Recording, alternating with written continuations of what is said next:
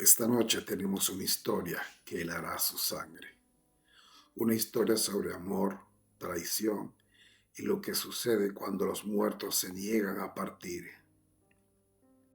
Nuestra invitada de esta noche prefiere mantener su identidad en el anonimato. La llamaremos simplemente Laura. He guardado esto durante 3 años y necesito contarlo. Hace 3 años, mi tía Beatriz falleció. No éramos cercanas. Ella era una mujer peculiar, enigmática. Vivía en una casona antigua en Coyoacán, rodeada de velas, libros extraños y objetos que nunca quise identificar. Mi madre siempre decía que Beatriz había cambiado después de que mi tío Germán muriera en circunstancias extrañas, pero nadie hablaba de eso en la familia. Lo encontraron en su estudio, sentado en su silla favorita. Los médicos dijeron que fue un paro cardíaco, pero mi madre me contó años después que su expresión era de terror absoluto, como si hubiera visto algo indescriptible. Después de eso, Beatriz se obsesionó con lo oculto. Comenzó a asistir a reuniones nocturnas, a recibir personas extrañas en su casa.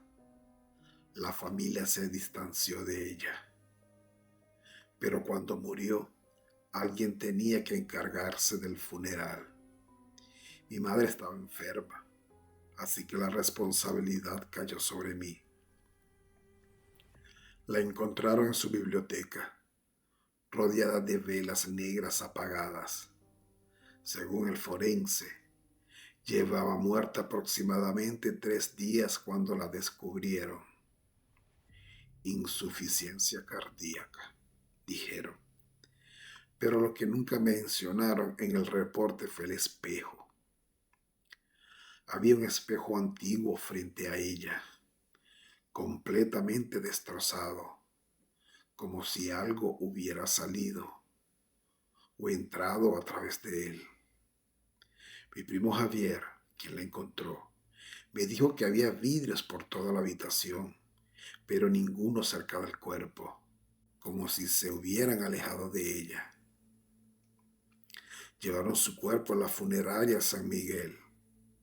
Era un edificio de principios del siglo pasado, con esa arquitectura que mezcla elegancia y melancolía, bajo la lluvia pertinaz que parecía no querer detenerse.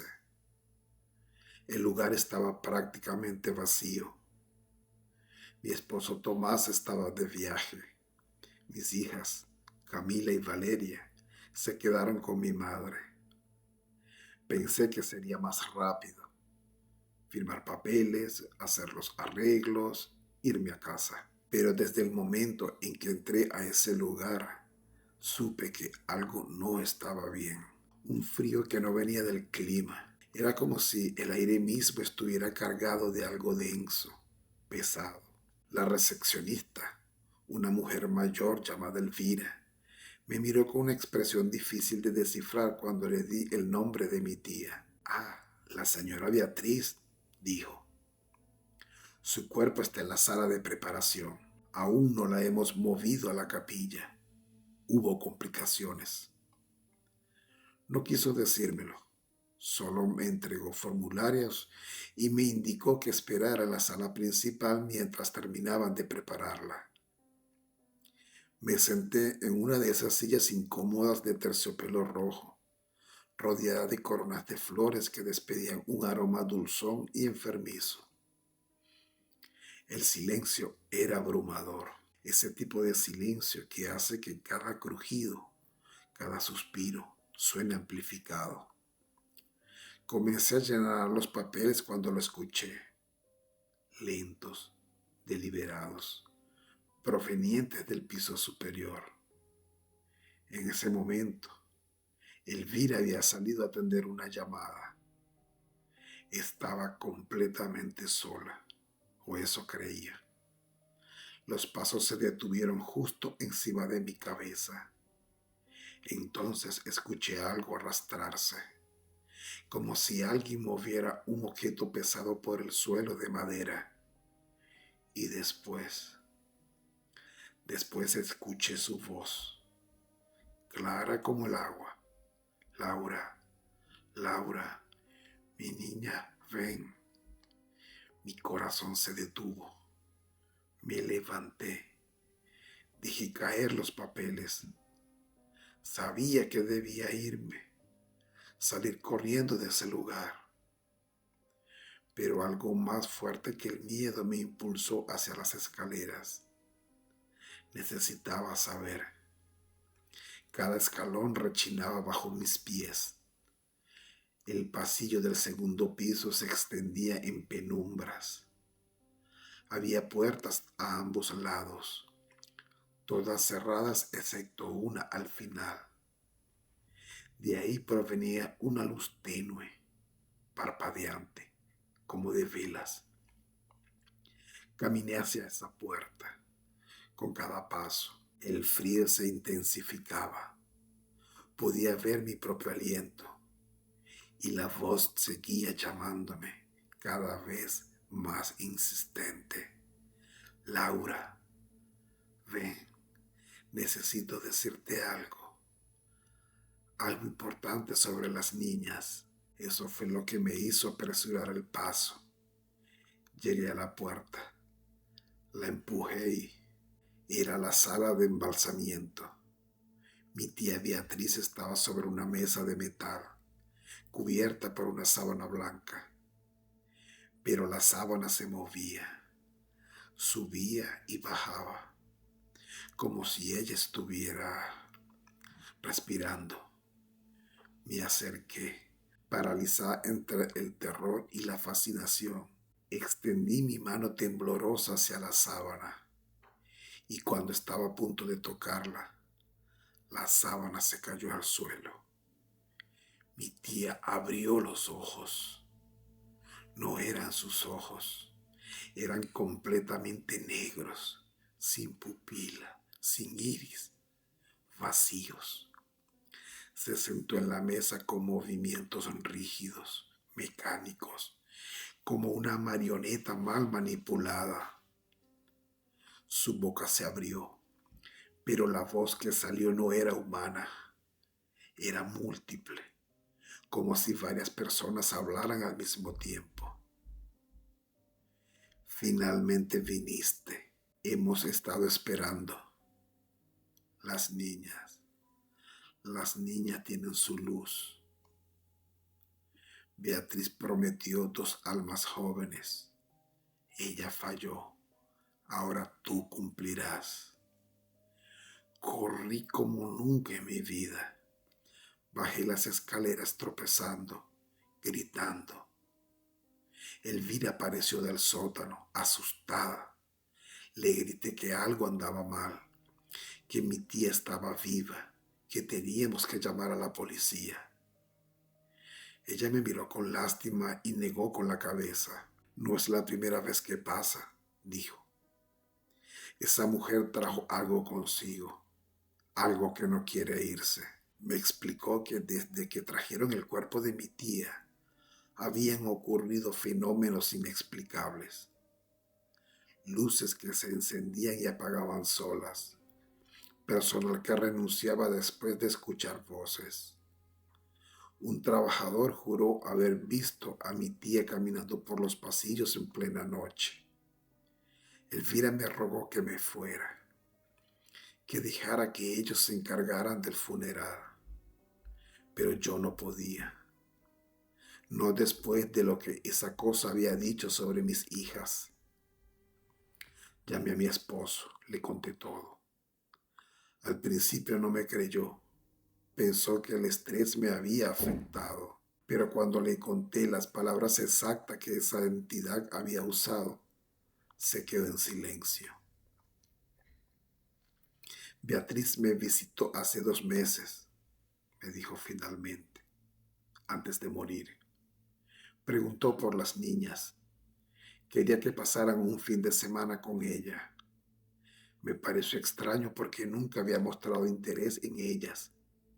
Le dije que no. Entonces comprendí. Mi tía había intentado cumplir algún tipo de pacto usando a mis hijas y cuando no lo logró, murió. Pero la entidad con que había negociado no había terminado. Tuve que hacerlo. El velorio era al día siguiente, pero esta vez fui preparada. Busqué ayuda de alguien que supiera lidiar con estas cosas. Un sacerdote llamado Padre Ignacio, conocido por realizar exorcismos. Él aceptó acompañarme con una condición. El cuerpo debía ser cremado inmediatamente después de la bendición, sin velorio público. Accedí. Llegamos a la funeraria al amanecer. El padre Ignacio llevaba agua bendita, crucifijos, su Biblia. Entramos a la capilla donde habían colocado el ataúd de mi tía. En cuanto él comenzó las oraciones, las velas se apagaron. Todas. Quedamos en completa oscuridad. Y entonces empezaron los golpes, desde dentro del ataúd. El padre Ignacio elevó su voz, continuó las oraciones con más fuerza. Los golpes se intensificaron.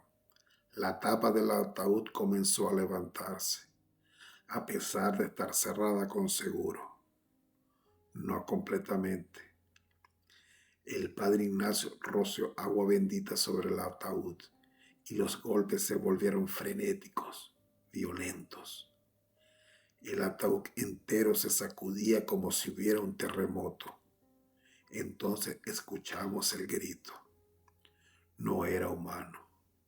Era un alarido de rabia pura, de frustración absoluta. Las ventanas de la capilla estallaron simultáneamente. Los vidrios volaron hacia adentro, pero ninguno nos tocó. Era como si una fuerza invisible los detuviera. El padre Ignacio terminó la bendición y todo cesó. El silencio regresó, pesado, denso, pero diferente. La presencia se había ido.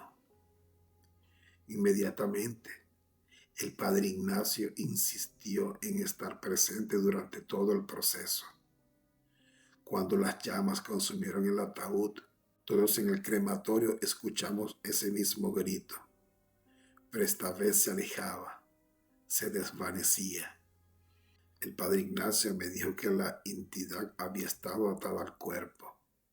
Al cremarlo, rompimos ese vínculo.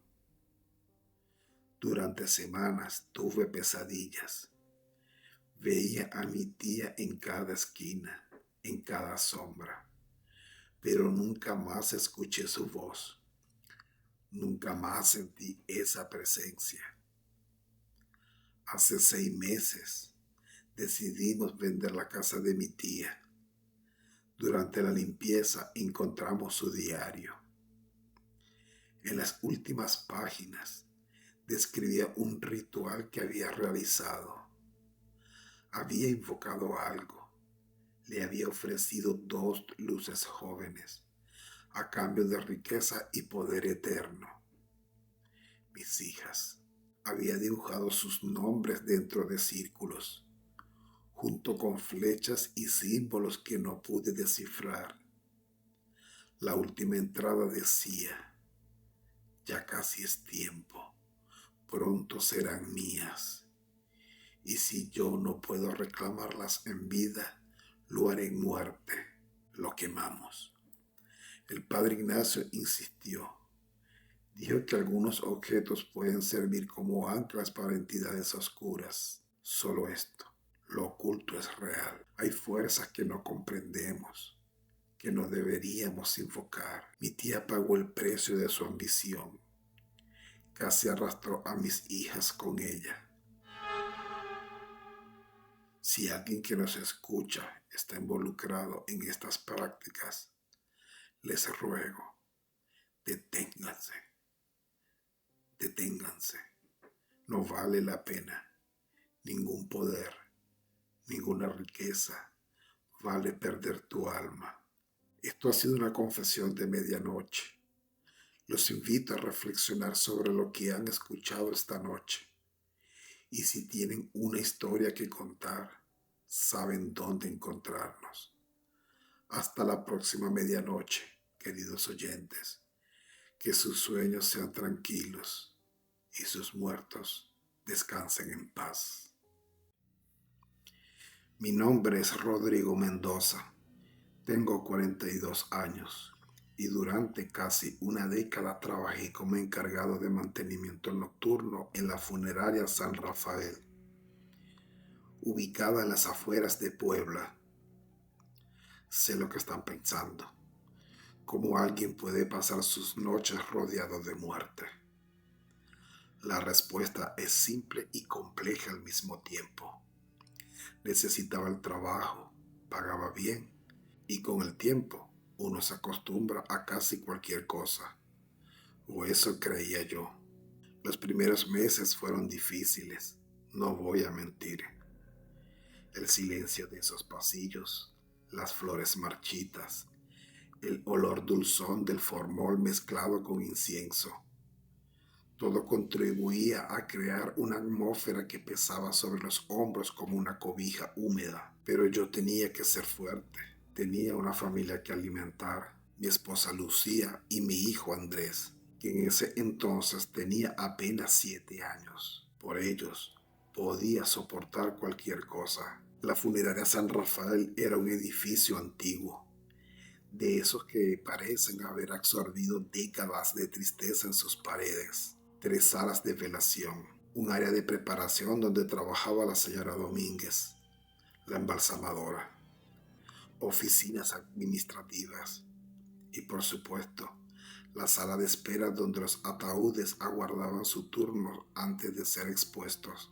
Mi turno comenzaba a las 10 de la noche y terminaba al amanecer. 6 noches a la semana. Yo era el único guardián de ese lugar junto a los difuntos. Aprendí a mantener la mente fría, como me aconsejó don Esteban, el gerente.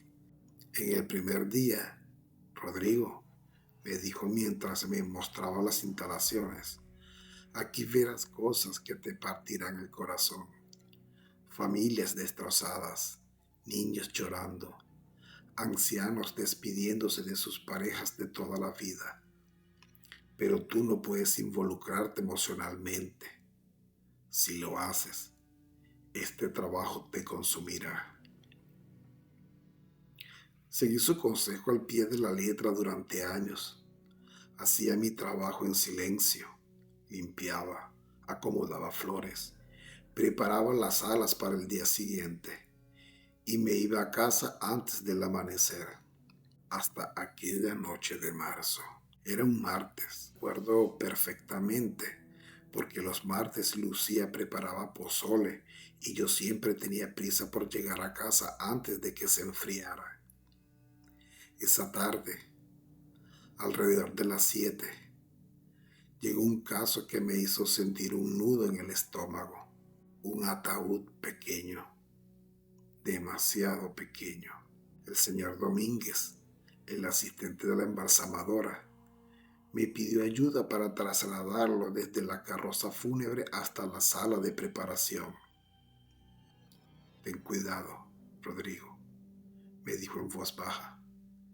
Es un niño, apenas 6 años. Tomé un extremo del ataúd blanco, decorado con angelitos dorados, y sentí que algo dentro de mí se quebraba. Pensé en Andrés, en lo frágil que era la vida, en lo injusto del universo. Pero me mordí la lengua, respiré hondo y cumplí con mi deber. Colocamos el ataúd en la mesa de preparación y me retiré rápidamente. No quería saber más. No podía permitirme saber más. La señora Domínguez llegó poco después de las 8. Era una mujer seria, de unos 60 años, cabello completamente blanco recogido en un moño apretado.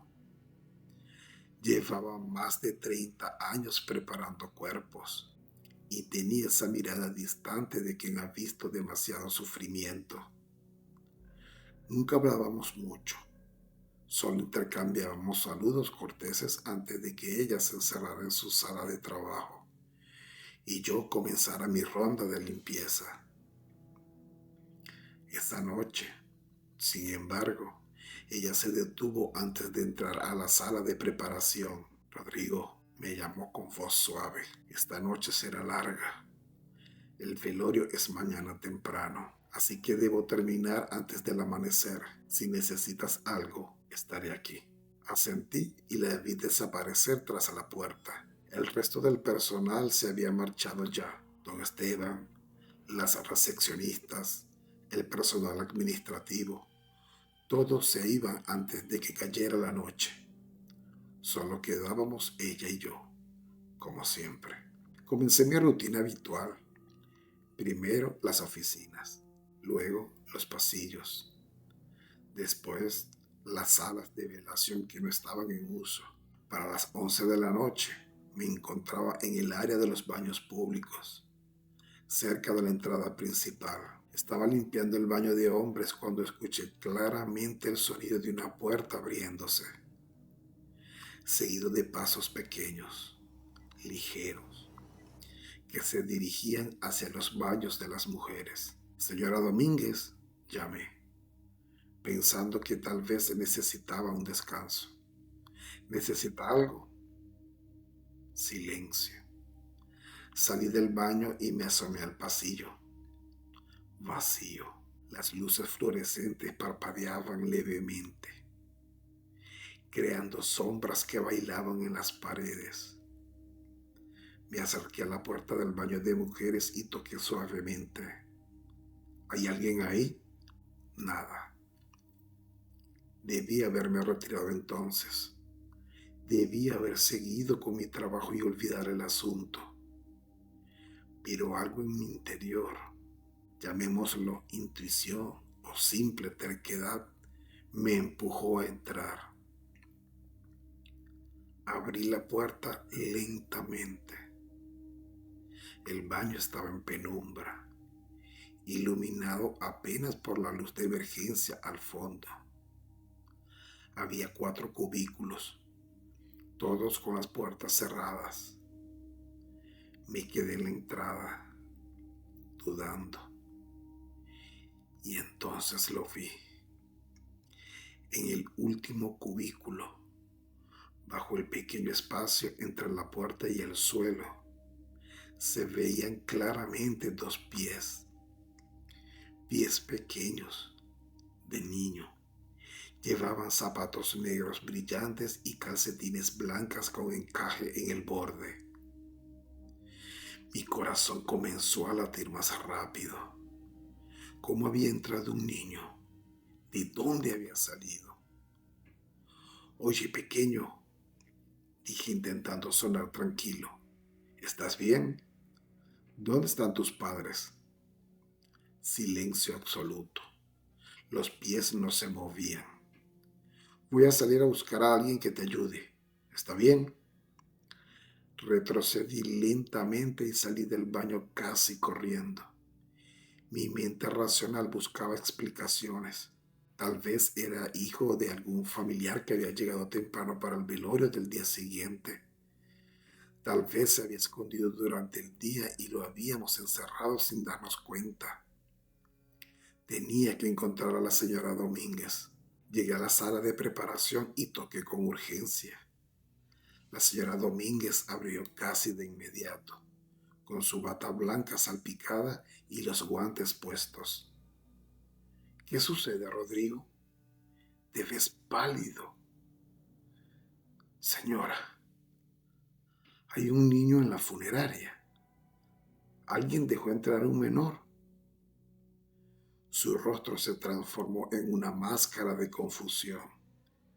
Niño, no, Rodrigo. Todos se fueron hace más de 2 horas. Solo estamos usted y yo. ¿Por qué pregunta? Le expliqué rápidamente lo que había visto. Su expresión cambió de confusión a algo que no pude identificar del todo. Preocupación, miedo, resignación. Muéstreme, dijo simplemente, quitándose los guantes. Caminamos juntos hasta el baño de mujeres. Mi mano temblaba levemente cuando empujé la puerta. Las luces seguían parpadeando. Los cubículos estaban ahí, silenciosos y amenazantes. Era el último, señalé con voz ronca. La señora Domínguez avanzó con determinación y empujó la puerta del último cubículo. Estaba vacío, completamente vacío. Revisamos los otros 3. Nada, ni rastro de nadie. Debe haber salido mientras fui a buscarla, murmuré. Pero incluso yo escuchaba la falta de convicción en mi voz. Salimos del baño y recorrimos juntos toda la funeraria. Revisamos cada sala, cada oficina, cada rincón. Nada, nadie. Solo nosotros 2 y los muertos que aguardaban en sus ataúdes. La señora Domínguez me miró con ojos cansados. Roberto, tengo que terminar mi trabajo. Son casi las 12. Si ve algo más, llámeme. Pero por favor, mantenga la calma. En este lugar, a veces pasan cosas que no tienen explicación. No dijo más. Regresó a su sala y cerró la puerta, dejándome solo con mis pensamientos y mis dudas. ¿Había imaginado todo? ¿Era el cansancio? Había dormido poco últimamente, es cierto. Andrés había estado enfermo y pasamos varias noches en vela. Pero yo había visto esos pies, había escuchado esos pasos. Intenté concentrarme en mi trabajo. Solo me faltaba limpiar la sala de velación número 2, donde se expondría al niño al día siguiente. Entré con mi carrito de limpieza, tratando de no pensar en nada más que en terminar e irme a casa. Estaba pasando el trapeador cuando lo escuché. Un llanto de niño pequeño, ahogado, desesperado. Venía de la sala de espera de ataúdes, al final del pasillo. Dejé caer el trapeador y salí corriendo hacia el sonido. Mi corazón latía con tanta fuerza que podía escucharlo en mis oídos. «Hola», grité. «¿Quién está ahí?» El llanto continuaba, cada vez más fuerte, más desgarrador. Era el llanto de alguien que ha perdido toda esperanza, de alguien que está completamente solo y aterrorizado. Llegué a la puerta de la sala de espera. El llanto venía definitivamente de ahí adentro. Mi mano se posó sobre el pomo de la puerta, fría como el hielo. Respiré hondo y abrí. Silencio. Silencio absoluto y sepulcral. La habitación estaba a oscuras, iluminada apenas por la luz que entraba desde el pasillo. En el centro, solitario, estaba el pequeño ataúd blanco con angelitos dorados, cerrado, inmóvil. Me quedé paralizado en el umbral. Cada fibra de mi ser gritaba que saliera corriendo, que me fuera de ese lugar y no volviera nunca. Pero mis piernas no respondían. Mis ojos estaban clavados en ese ataúd, esperando. ¿Qué? ¿Que se abriera? ¿Que el llanto regresara? Retrocedí lentamente y cerré la puerta. En el momento exacto en que la cerradura hizo clic, el llanto volvió a comenzar. más fuerte, más desesperado. Golpes contra la madera. Una vocecita ahogada que no podía entender, pero que me rompía el alma. No lo pensé. Corrí. Corrí por ese pasillo como nunca había corrido en mi vida. Tomé mi mochila de la caseta de seguridad. Cerré la funeraria con manos temblorosas y salí a la noche lluviosa sin mirar atrás. Conduje a casa en estado de shock. Cuando llegué, Lucía me esperaba despierta, preocupada. Me abrazó cuando me vio entrar empapado y temblando. No le dije nada esa noche. No podía. Las palabras se negaban a salir. Al día siguiente, llamé a la funeraria diciendo que estaba enfermo. Don Esteban me dijo que no me preocupara, que descansara. Pasé todo el día en cama, dando vueltas, reviviendo cada momento de esa noche. Los pies en el baño, el llanto en la sala de espera. ¿Qué significaba? ¿Qué quería de mí? A las 3 de la tarde, mi teléfono sonó. Era la señora Domínguez. Rodrigo. Su voz sonaba cansada. ¿Cómo se encuentra? Confundido, admití. Asustado. Hubo un largo silencio al otro lado de la línea. El velorio fue esta mañana, dijo finalmente. Los padres del niño estaban destrozados. La madre no paraba de llorar, diciendo que su hijo le tenía terror a la oscuridad, que nunca, desde que nació, había podido dormir sin la luz encendida, que le aterraba estar solo por las noches. Sentí que el aire abandonaba mis pulmones. El padre tuvo que sedarla, continuó la señora Domínguez. Seguía gritando que no podía dejar a su bebé solo en la oscuridad, que tenía miedo, que la necesitaba. Fue desgarrador. Colgué el teléfono y me quedé sentado en el borde de la cama, con las manos cubriéndome el rostro. Lo entendí todo en ese momento. El niño en el baño, escondiéndose como probablemente hacía en vida cuando tenía miedo. El llanto en la oscuridad de la sala de espera, donde había pasado la noche completamente solo, esperando a que alguien le encendiera la luz, esperando a que alguien se quedara con él. Y yo lo había abandonado. Esa noche soñé con él, un niño pequeño, de cabello oscuro y ojos enormes, parado en la penumbra de un pasillo interminable. Me miraba sin decir nada, con lágrimas corriendo por sus mejillas. Extendía una mano hacia mí, suplicando. Yo intentaba alcanzarlo, pero mis pies estaban pegados al suelo. Lo siento, le gritaba. Lo siento tanto. Me desperté sudando, con Andrés sacudiéndome el hombro. Papá, estabas llorando, me dijo con voz preocupada.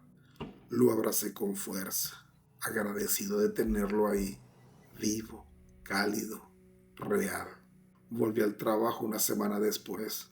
Necesitaba el dinero, necesitaba mantener la normalidad, pero ya no era lo mismo. Cada noche, mientras hacía mis rondas, encendía todas las luces de la funeraria, todas, cada sala, cada pasillo, cada rincón. Si don Esteban me preguntaba por la factura de electricidad, inventaría cualquier excusa, pero no podía soportar la oscuridad en ese lugar. Y algunas noches, cuando pasaba por la sala de espera de ataúdes, podía jurar que escuchaba una risa infantil, no de terror, no de tristeza, sino una risa de alivio, de agradecimiento. La risa de un niño que finalmente no está solo en la oscuridad. Dejé ese trabajo hace 3 años. Ahora trabajo en un supermercado, en el turno de día. Pago menos, es cierto, pero duermo mejor la mayoría de las veces, porque algunas noches, cuando apago la luz de la habitación de Andrés y él me pide que la deje encendida porque tiene miedo, nunca le digo que no. Nunca le digo que está grande para esas cosas. Simplemente enciendo su lámpara de noche, beso su frente y me aseguro de que sepa que nunca, jamás estará solo en la oscuridad, porque ahora sé lo que significa ese miedo. Sé lo que significa ser pequeño y estar aterrorizado en la oscuridad, esperando a que alguien, cualquiera, encienda una luz y se quede contigo. Esta ha sido mi confesión de medianoche. Gracias por escuchar. Y recuerden, queridos oyentes, cuando sus pequeños les pidan que dejen una luz encendida por la noche, no lo duden, porque la oscuridad puede ser el lugar más solitario del universo. Mi nombre es Andrés y llevo trabajando 8 años como chofer de carroza fúnebre en una funeraria en Guadalajara. Sé que mucha gente piensa que este trabajo es sencillo, que solo consiste en transportar ataúdes de un lugar a otro. Pero la verdad es que hay mucho más detrás de cada viaje. Cada ataúd que cargo tiene una historia, una familia destrozada y a veces cosas que no tienen explicación alguna. Quiero contarles algo que me sucedió hace 3 meses. Algo que me hizo replantearme todo lo que creía sobre la vida y la muerte. Hasta el día de hoy, cuando manejo mi carroza por las calles de la ciudad en la madrugada, siento un escalofrío al recordar aquella noche de octubre. Todo comenzó un viernes por la tarde. Me llamaron de emergencia porque necesitaban que trasladara un cuerpo desde un hospital en las afueras de la ciudad hasta nuestra funeraria. Era el cuerpo de una mujer joven, apenas de 28 años, que había fallecido en un accidente automovilístico. Según me informaron, venía manejando sola cuando perdió el control de su vehículo en la carretera y se estrelló contra un árbol.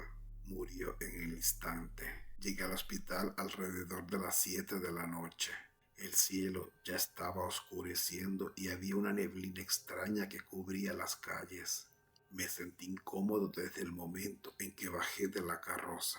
Había algo en el ambiente que no me gustaba, una sensación de pesadez que no podía explicar. Los camilleros sacaron el cuerpo y lo colocaron en la parte trasera de mi carroza. Antes de cerrar las puertas, uno de ellos me dijo algo que me quedó grabado. Ten cuidado en el camino, esta chica no quería morir. Estuvo luchando hasta el último momento. No entendí bien a qué se refería con eso, pero asentí y cerré las puertas. Subí a la cabina y arranqué el motor. El trayecto hasta la funeraria era de aproximadamente 40 minutos por la carretera. Puse la radio para no sentirme tan solo. Como siempre hago en estos casos, como siempre hago en estos viajes nocturnos. Sonaba música suave, nada del otro mundo. Los primeros 20 minutos transcurrieron con normalidad. La neblina se había hecho más espesa, pero yo conocía perfectamente ese camino. Lo había recorrido cientos de veces. Sin embargo, cuando iba llegando a un tramo particularmente solitario de la carretera, algo extraño comenzó a suceder. La radio empezó a fallar. Primero fue estática, luego se apagó por completo. Intenté prenderla de nuevo, pero no funcionaba. Pensé que tal vez era un problema con la batería. Aunque mi carroza estaba en perfectas condiciones, decidí continuar sin música. Fue entonces cuando escuché el primer golpe. Provenía de la parte trasera, donde estaba el ataúd. Un golpe seco, fuerte, como si alguien estuviera tratando de abrir las puertas desde adentro. Mi corazón se aceleró inmediatamente. Reduje la velocidad y traté de mantener la calma. Son solo los baches del camino, me dije a mí mismo, aunque en el fondo sabía que eso no tenía sentido. Pero entonces se escuchó otro golpe, y otro más, cada vez más fuertes, más desesperados. Era como si alguien estuviera golpeando las paredes del ataúd desde adentro. Sentí como se me erizaba cada vello del cuerpo. Detuve la carroza a un lado del camino. Mis manos temblaban mientras apagaba el motor. El silencio era absoluto. Solo se escuchaba mi respiración agitada y el sonido de la neblina contra el parabrisas. Me quedé ahí sentado, tratando de decidir qué hacer. Debía bajar a revisar, debía llamar a alguien antes de que pudiera tomar una decisión. Escuché su voz. Era una voz de mujer, débil pero clara, que venía desde la parte trasera. Por favor, no me dejes aquí. Tengo frío. Está muy oscuro. Sentí que el mundo se detenía a mi alrededor. Eso era imposible, completamente imposible. Había visto el certificado de defunción. Esa mujer llevaba más de 12 horas muerta. No había forma de que estuviera viva. Y sin embargo, ahí estaba su voz, rogándome que no la dejara. No es real, no es real. Me repetía una y otra vez, pero los golpes continuaban, ahora acompañados de sollozos. Era el sonido más desgarrador que había escuchado en mi vida. Un llanto lleno de desesperación, de miedo, de angustia. Tomé mi celular con manos temblorosas y marqué el número de mi supervisor en la funeraria. Necesitaba hablar con alguien. Necesitaba que me dijeran qué hacer, pero no había señal. El teléfono estaba completamente muerto. Los golpes se hicieron más frenéticos. Ahora sentía como toda la carroza se sacudía con cada impacto. Por favor, sáquenme de aquí. No quiero estar muerta. No quiero estar sola. Su voz se quebraba con cada palabra. No sé de dónde saqué valor, pero bajé de la cabina. La neblina era tan espesa que apenas podía ver a 1 metro de distancia. Caminé lentamente hacia la parte trasera de la carroza. Los golpes no cesaban. Cada paso que daba me pesaba como si llevara piedras en los pies. Cuando llegué a las puertas traseras, dije, Dios mío, dame fuerzas. Susurré. Abrí la puerta de golpe. No había nada. El ataúd estaba ahí, completamente cerrado, intacto.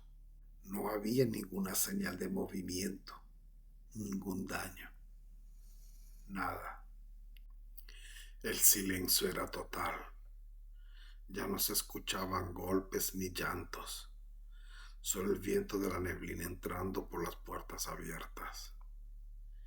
Me acerqué al ataúd con pasos lentos.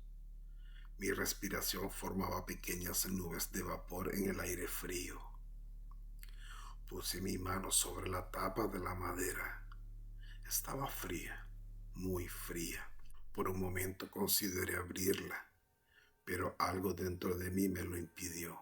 Cerré las puertas de la carroza y regresé a la cabina lo más rápido que pude. Arranqué el motor y aceleré sin mirar atrás. Necesitaba salir de ese lugar. Necesitaba llegar a la funeraria cuanto antes. El resto del camino lo hice en un silencio absoluto, sin radio, sin música, solo el sonido del motor y mi corazón latiendo con fuerza. Cuando finalmente llegué a la funeraria, era casi medianoche. Mi compañero Alberto, el embalsamador, me estaba esperando en la entrada. ¿Por qué tardaste tanto?, me preguntó con preocupación. Estábamos a punto de salir a buscarte. Le conté todo lo que había sucedido.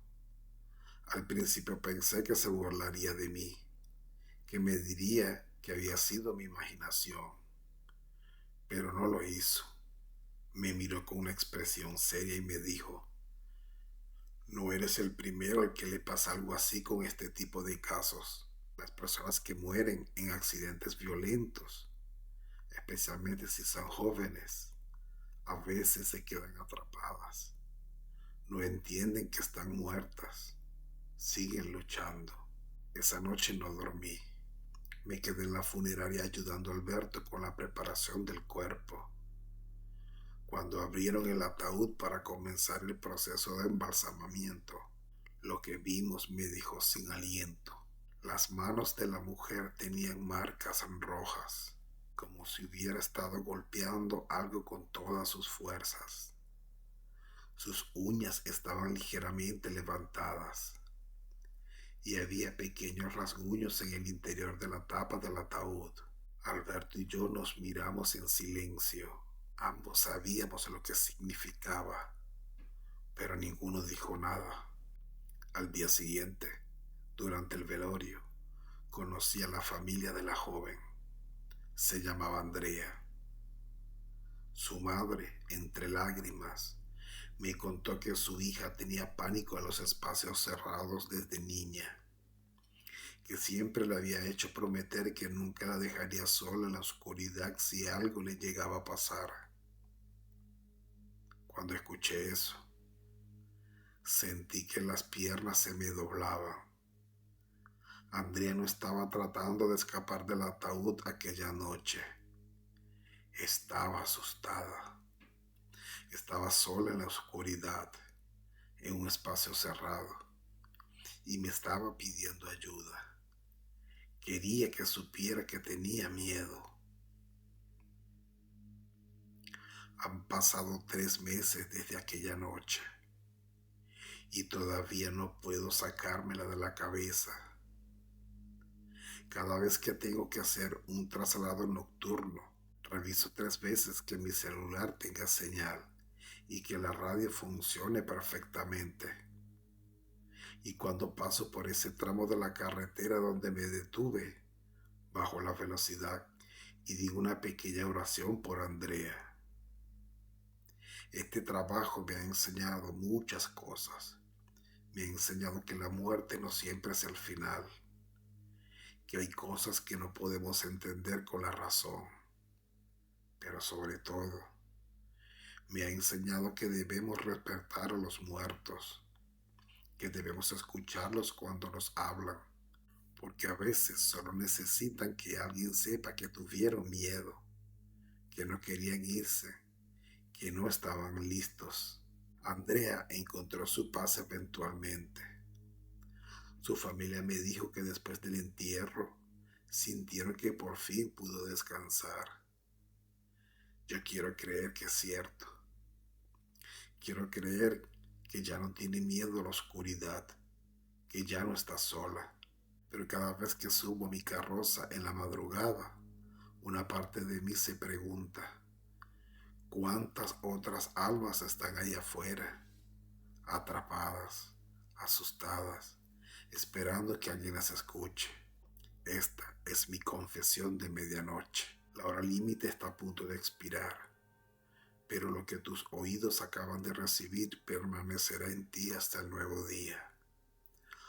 Ahora confiesa, ¿qué verdad escondes cuando el mundo está iluminado? Haz de los comentarios tu altar de revelaciones. Aquí no hay condenas. Aquí cada voz encuentra eco. No arrastres esa confesión para tu último suspiro. Deposítala aquí, junto a nosotros. Gracias por estar en Confesiones de Medianoche. Y no olvides, en la negrura habita la honestidad absoluta. Hasta la próxima.